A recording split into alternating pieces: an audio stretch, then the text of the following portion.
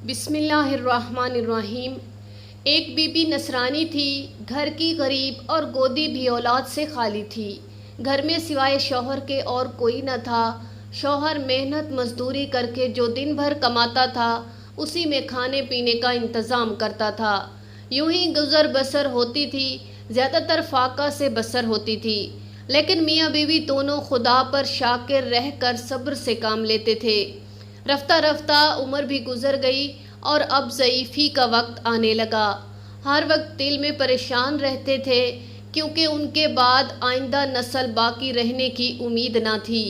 ایک دن ایک ضعیفہ be be تشریف لائیں اور پوچھنے لگی، کیوں بی بی نصرانی، تم کیوں آج کل اتنی غمگین رہا کرتی ہو؟ کوئی خاص بات ہو تو بیان کرو۔ یہ تو معلوم ہے کہ ضعیفی و غریبی ساتھ نہیں چھوڑتی ہے، اس کا تم کو غم بھی نہیں ہے۔ ہمیشہ تم نے صبر و شکر سے زندگی بسر کی ہے، اب کیا نئی بات ہے؟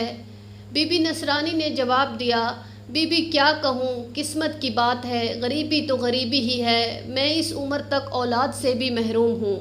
بی بی ضعیفہ نے کہا، بیٹی غم نہ کر، اللہ کے اختیار میں سب کچھ ہے، وہ چاہے جسے مردہ کرے اور جسے چاہے زندہ کر دے، سوکھے درخت کو ہرا کر دے، بے اولاد کو صاحب اولاد کر دے۔ اچھا تم چٹ پٹ بی بی کی کہانی مان لو، خداوند تعالیٰ تمہاری یہ مشکل آسان کر دے گا۔ یہ کہہ کر بی بی ضعیفہ تشریف لے گئی۔ نصرانی بی بی نے فوراً کہانی مان لی۔ اللہ تعالیٰ نے اس کو ایک فرزند حسین و جمیل عطا فرمایا، اولاد سے گھر آباد ہو گیا۔ نصرانی بی بی کو منت پوری کرنے کا خیال آیا، وہ فکر مند ہونے لگی کہ کیوں کر منت کو پورا کروں۔ ضعیفہ سے ترکیب بھی نہ پوچھی کہ جب منت پوری ہو جائے تو کس طرح منت اتاری جائے۔ اتنے میں شام ہونے لگی، دیکھا کہ ایک نقاب پوش ضعیفہ تشریف لائیں اور بولی، تم نے ابھی تک منت نہیں اتاری۔ نصرانی عورت ان کے قدموں میں گر پڑی اور گر گڑا کر بولی، میں آپ کو برابر یاد کرتی تھی، اللہ کا شکر ہے کہ آپ تشریف لے آئیں۔ آپ کی بتلائی ہوئی منت سے آج میری گود میں ایک بچہ نظر آ رہا ہے، مگر میں نے آپ سے منت اتارنے کی ترکیب نہ پوچھی تھی۔ اب آپ بتائیں کیوں کر منت اتاروں؟ بی بی ضعیفہ نے کہا، 5 ڈلی منگاؤ اور کہانی جو کہوں وہ بغور سن لو۔ ڈلی کو کاٹ ڈالو، کہانی کہنے والے کو 2 حصے، کہانی سننے والے کو بھی 2 حصے اور لانے والے کو 1 حصہ تقسیم کر دو۔ پھر بی بی ضعیفہ نے کہانی کہنی شروع کر دی۔ ایک روز امیر المومنین کچھ آٹا جو کا لائے اور جناب فاطمہ الزہرا کو دیا کہ اس کی روٹیاں تیار کرو، آج تمہارے والد محترم رسول خدا صلی اللہ علیہ وآلہ وسلم کو میں نے کھانے پر مدعو کیا ہے۔ جناب سیدہ نے خوشی خوشی آٹا خمیر کیا اور روٹیاں تیار کی۔ جناب رسول صلی اللہ علیہ وآلہ وسلم بعد نماز مغرب تشریف لائے۔ جناب سیدہ نے دسترخوان لگایا، محسن پاک باپ نے ایک ساتھ کھانا تناول فرمایا، اور جب پیغمبر خدا صلی اللہ علیہ وآلہ وسلم رخصت ہونے لگے تو جناب سیدہ نے عرض کیا، بابا جان اسی طرح کل میری طرف سے کھانا نوش فرمائیے گا۔ حضرت صلی اللہ علیہ وآلہ وسلم نے قبول فرمایا۔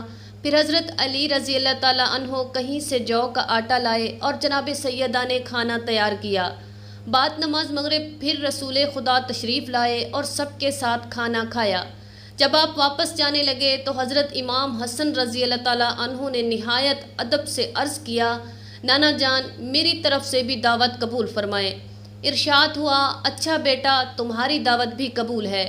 پھر کھانے کے انتظامات ہوئے اور جناب رسول کریم صلی اللہ علیہ وآلہ وسلم تشریف لائے اور کھانا تناول فرمایا۔ جب واپسی کا ارادہ کیا تو حضرت امام حسین رضی اللہ تعالیٰ عنہ نے ان کے گلے میں باہیں ڈال کر بولے، نانا جان کیا مجھے محروم رکھیں گے؟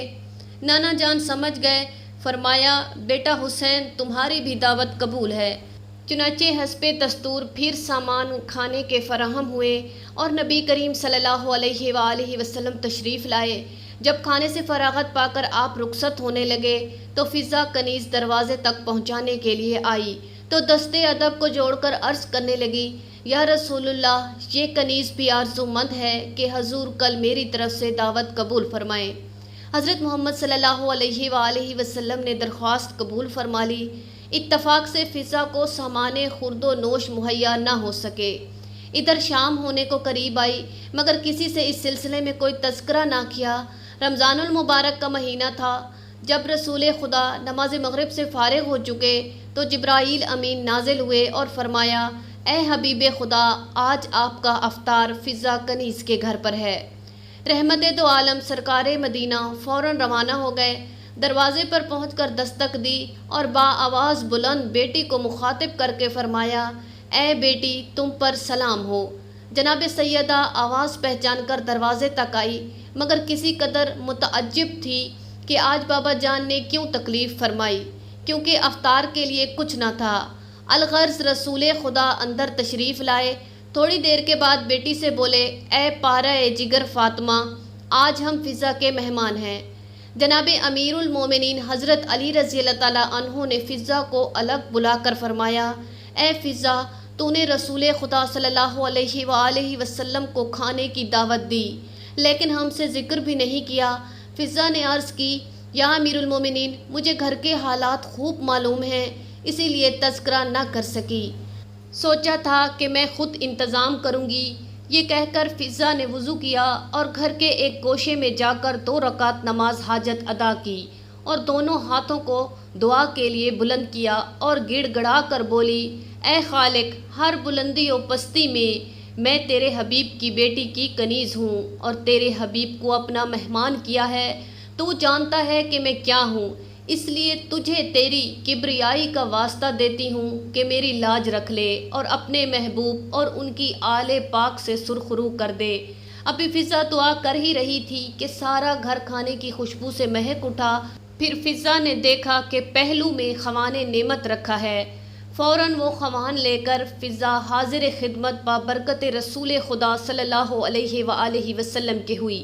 جناب سید الانبیاء صلی اللہ علیہ وآلہ وسلم نے دریافت فرمایا، فضا، یہ کھانا کہاں سے آیا ہے؟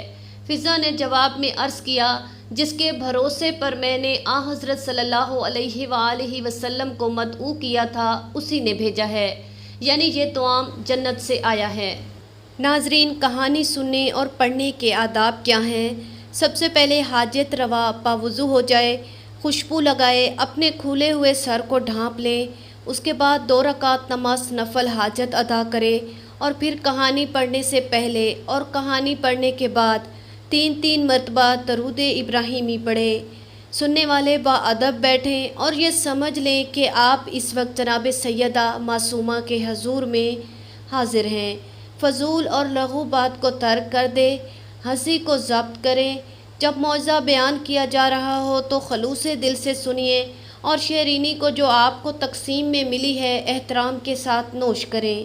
سبحان اللہ۔ ناظرین، مزید اس طرح کی ویڈیوز کو جاننے کے لیے ہمارے چینل کو سبسکرائب کریں، ویڈیو کو لائک کریں اور شیئر کریں۔ شکریہ۔